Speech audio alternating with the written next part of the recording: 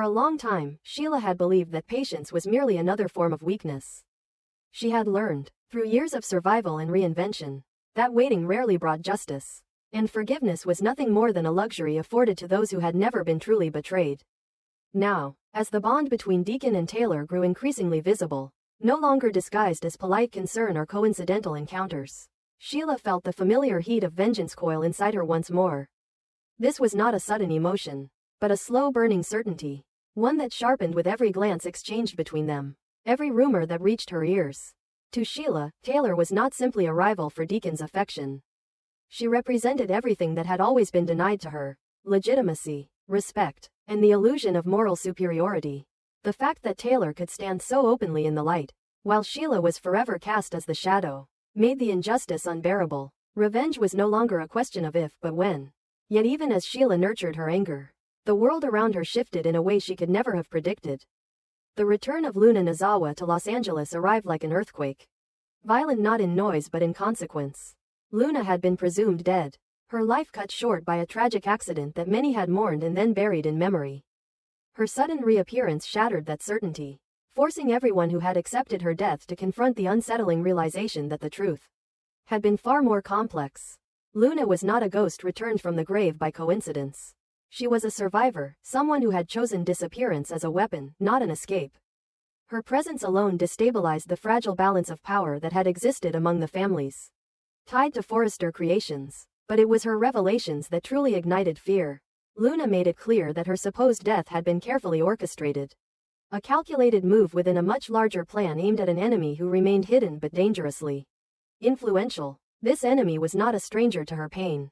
Their connection stretched deep into Luna's past, into wounds that had never healed and secrets that had never been spoken aloud. What made the threat especially chilling was its reach. This was not a personal vendetta confined to Luna's life alone. The enemy she described had the capacity to destroy entire legacies, to dismantle families that had built their identities on wealth, power, and reputation. Both the Forresters and Sheila herself were implicated, whether they understood it yet or not. For Sheila, this revelation arrived at the most inconvenient moment imaginable. Her focus had been fixed on Taylor, on reclaiming control over her narrative and her relationship with Deacon. Luna's return disrupted that single-minded pursuit, forcing Sheila to confront a far more dangerous reality. For the first time in a long while, Sheila recognized a threat that could not be neutralized through intimidation or isolation alone. The enemy Luna described was too vast, too deeply entrenched. Worse still, their goals aligned in a way that left no room for denial. If this force succeeded, there would be nothing left for Sheila to fight over. No Deacon, no grudges, no future. Everything she had clawed her way toward would vanish. Reluctantly, painfully, Sheila made a choice that went against her instincts. She set aside, at least temporarily, her vendetta against Taylor. It was not forgiveness, nor was it surrender. It was strategy. Aligning herself with Luna and, by extension, with the Forresters, was an act born of necessity rather than trust. Sheila understood alliances differently than most. To her, they were never about loyalty but leverage. Still, even she could not ignore the irony of the situation. After years of being cast as the ultimate threat, she now found herself standing alongside the very people who had once sworn to destroy her. United by a danger greater than any of their individual conflicts, Luna's return did more than expose a looming external threat. It reopened emotional wounds that many believed had long since healed. For Hope, seeing Luna alive triggered a flood of unresolved feelings, memories she had never fully processed. The shock of Luna's survival destabilized her sense of closure, forcing her to confront the fragility of certainty itself. This emotional upheaval inevitably spilled into her relationship with Liam, which had already endured years of strain and reconciliation. Luna's presence complicated everything, not because of overt rivalry, but because she represented a version of the past that neither Hope nor Liam had ever truly confronted. As Luna began to reveal fragments of her truth, the tension between Hope and Liam deepened. The secrets Luna carried were not abstract or distant. They intersected directly with choices Hope and Liam had made, decisions they believed were private, even resolved. Luna's knowledge acted like a mirror, reflecting back uncomfortable realities neither of them was prepared to face. Trust, once rebuilt with effort and vulnerability, began to fracture again under the weight of uncertainty. Liam struggled with guilt he could not name, while Hope wrestled with a growing fear that the life she had fought to stabilize was far more precarious than she had allowed herself to believe. The gravity of Luna's revelations eventually forced the Forrester and Logan families to confront a truth they had long resisted. Their divisions, rivalries, and moral hierarchies meant nothing in the face of a threat that did not discriminate. Luna was not merely a survivor seeking justice. She was the key to understanding an enemy capable of exploiting their weaknesses with ruthless precision. Her survival was proof that deception had already infiltrated their world once before. Unnoticed and underestimated, ignoring her now would be an act of collective arrogance. As alliances formed, the atmosphere around Forrester Creations grew increasingly tense. The company, long a symbol of power and prestige, became a potential battleground. Decisions that once revolved around fashion and branding were now shadowed by concerns of security and survival. Every strategic move carried new weight, every partnership a potential vulnerability. The realization that their professional empire could be weaponized against them forced the Forresters to rethink not only how they conducted business, but whom they trusted to protect it. Sheila's role within this uneasy coalition remained the most volatile element. Her willingness to cooperate did not erase her history, nor did it dissolve the fear she inspired. Yet even her critics could not deny her usefulness. Sheila understood threat and manipulation in ways few others did. She recognized patterns of control, the psychology of enemies who thrived on chaos. In a bitter twist of fate, the very traits that had once made her dangerous now rendered her indispensable. Still, beneath the surface of this fragile unity, personal conflicts simmered. Sheila's hatred for Taylor did not disappear. It merely retreated, waiting for a moment when vigilance would wane. Hope's uncertainty about Liam lingered, magnified by the sense that Luna's secrets were far from fully revealed. Liam, caught between past guilt and present responsibility, struggled to maintain the illusion of stability. Luna herself carried the heaviest burden of all, balancing her role as both catalyst and target. Her survival had given her power, but it had also painted a mark on her back that could never be erased. As the days passed, it became clear that the true danger lay not only in the enemy Luna had identified, but in the unresolved fractures within each family. Old resentments, buried secrets, and unspoken fears created openings that could be exploited with devastating ease. The unity forged in crisis was real, but it was fragile, dependent on trust that had never fully existed to begin with. The fate of Forrester Creations, and the safety of everyone connected to it, now hung in a precarious balance. What had once been a story of love triangles and personal vendettas had evolved into something far darker and more complex. Power, survival, and truth were no longer abstract themes but immediate concerns, shaping every choice and every alliance. In this new reality, no one could afford the comfort of denial. And as Sheila, Luna, Hope, Liam, and the families surrounding them stood on the edge of this unfolding crisis, one truth became impossible to ignore. The past, no matter how deeply buried, always finds a way to return. When it does, it demands not only reckoning, but sacrifice. Whether this fragile coalition would hold long enough to face what was coming remained uncertain. What was clear, however, was that the world they thought they understood had already changed, and there would be no returning to the safety of ignorance again. Hope Logan had always believed that love, when guided by good intentions, could never truly become dangerous. For most of her life, she had carried this belief like a quiet shield, something inherited not only from her mother's relentless optimism but from her own deep need to see meaning in sacrifice. Yet this week, that belief begins to fracture under the weight of unintended consequences, as Hope finds herself standing at the center of a storm she never meant to create. One that threatens her family, her career, and possibly her life. What began as a gentle push toward healing and redemption now spirals into a dangerous collision of obsession, betrayal, and revenge, exposing the fragile fault lines beneath years of forced peace. Hope's involvement in her father Deacon Sharp's love life was never born from manipulation or ambition. It emerged from guilt, from fear, and from an aching desire to save him from himself. Deacon's marriage to Sheila Carter had always felt like a ticking bomb to Hope.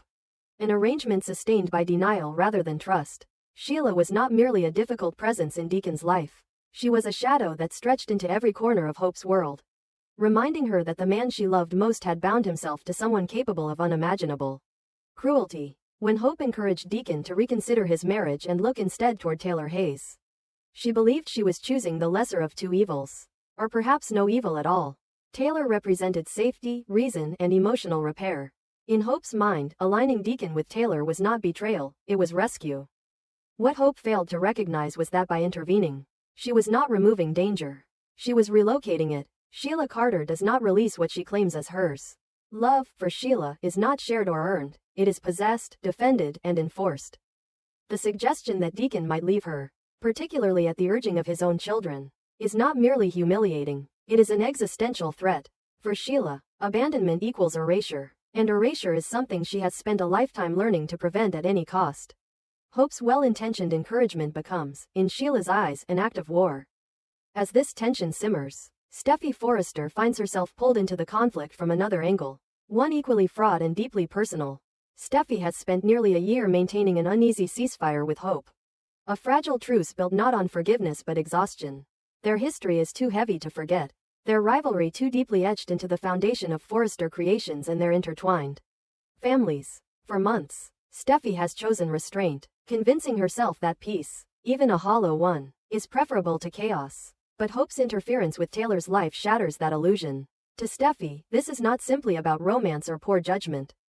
It is about endangerment. Steffy understands Sheila in a way Hope never fully has. She knows that Sheila does not respond to rejection with grief or acceptance but with escalation. Steffy's fear is not theoretical. It is rooted in memory, in trauma, in the knowledge of what Sheila has done before when she felt cornered. The idea that Taylor, her mother, could become the next target ignites a level of panic Steffy cannot suppress. She begins running from one conversation to another, attempting to shut down the growing intimacy between Taylor and Deacon, not out of jealousy or control, but desperation. Every moment that relationship continues feels like a countdown to disaster. Yet the deeper wound for Steffy is realizing that Hope played a role in facilitating this danger. The betrayal is subtle but devastating. Hope, who once preached caution and morality, has now crossed a line by inserting herself into a volatile triangle she cannot control. To Steffy, this is not compassion, it is recklessness disguised as virtue. And recklessness, in their world, has consequences. The tension between the two women reignites old resentments. But this time the stakes are far higher than professional rivalry or romantic competition. Steffy is no longer content to warn or negotiate. She begins to consider decisive action, actions that will remind Hope that choices carry costs. For the first time in years, Steffy seriously contemplates using her authority at Forrester Creations as a weapon. The possibility of firing Hope or worse, dismantling Hope for the future, is no longer unthinkable. It becomes a calculated response. A way to neutralize someone Steffy now views as dangerously naive and increasingly irresponsible. But Steffy is not alone in her fury. While she operates within the realm of power and influence, Sheila Carter exists outside those boundaries, governed by instinct and obsession. When Sheila learns of Deacon's emotional betrayal, of Taylor, of Hope's encouragement, of whispered suggestions of divorce, her reaction is immediate and volcanic. To Sheila, this is not merely a relationship crisis. It is a coordinated attempt to erase her from Deacon's life. The realization that his own children may have played a role deepens her sense of humiliation and rage. Hope, once tolerated as a necessary complication, becomes an enemy. Sheila's mind does not move toward reconciliation or compromise. It moves toward containment, silence, removal. Her thoughts turn dark, familiar paths she has walked before with terrifying ease. She understands leverage. She understands fear. And she understands how quickly lives can be disrupted when people disappear without explanation. Hope and Deacon, in Sheila's calculus, are problems that can be solved, not people whose feelings must be respected. Yet even within Sheila's fury, there exists a twisted logic. She knows that harming Deacon directly would sever the last emotional thread binding him to her. Forever. His forgiveness, already fragile, would vanish completely. So Sheila looks elsewhere, toward those she believes are poisoning him against her. Hope becomes the focal point of her rage, the symbol of everything Sheila is being forced to lose. The danger intensifies not because Sheila is irrational, but because she is methodical, experienced, and deeply convinced that she is the wronged party. Meanwhile, Hope herself begins to sense that something has shifted, though she does not yet grasp the full magnitude of the threat. The tension at Forrester Creations becomes palpable. Conversations grow colder. Steffy's eyes carry an edge that Hope has not seen in a long time. The brand she poured her heart into begins to feel unstable beneath her feet. For the first time, Hope wonders if she miscalculated, not in her intentions, but in her understanding of the people she challenged. This internal conflict begins to erode Hope's confidence. She questions whether standing by Taylor was truly the right choice, or whether she allowed her fear of Sheila to push her into actions that escalated the situation. Hope has always defined herself by moral clarity, by the belief that doing what feels right will eventually lead to peace. Now she is forced to confront a more uncomfortable truth. Sometimes, doing what feels right can provoke the very darkness one hopes to avoid. The question that looms over every interaction, every glance, every unspoken threat, is whether Hope has placed both her career and her life in jeopardy by choosing sides. The professional consequences alone could be devastating. Losing hope for the future would not simply mean the end of a fashion line. It would represent the collapse of Hope's identity, her purpose, her proof that integrity and creativity could coexist in a ruthless industry. But the personal danger is far more chilling. Sheila Carter does not play by corporate rules, and Steffy Forrester does not forgive perceived betrayal easily. As the week unfolds, the atmosphere thickens with dread. Every decision feels irreversible. Every alliance feels fragile. Hope stands at the center of converging threats, facing the possibility that her compassion may be punished more severely than cruelty ever was. Steffy's resolve hardens. Sheila's fury sharpens. And Deacon remains caught between love, guilt, and the horrifying realization that the women he cares about most may destroy one another because of him. In this escalating drama, there are no clear heroes, only wounded people making choices in fear. Hope must confront the possibility that growth sometimes requires retreat, that saving others can come at an unbearable cost. Whether she will emerge stronger or shattered remains uncertain. What is clear is that the fragile peace she once relied on is gone, replaced by a volatile silence that suggests something catastrophic is coming. And when it arrives, it will not discriminate between good intentions and dangerous consequences.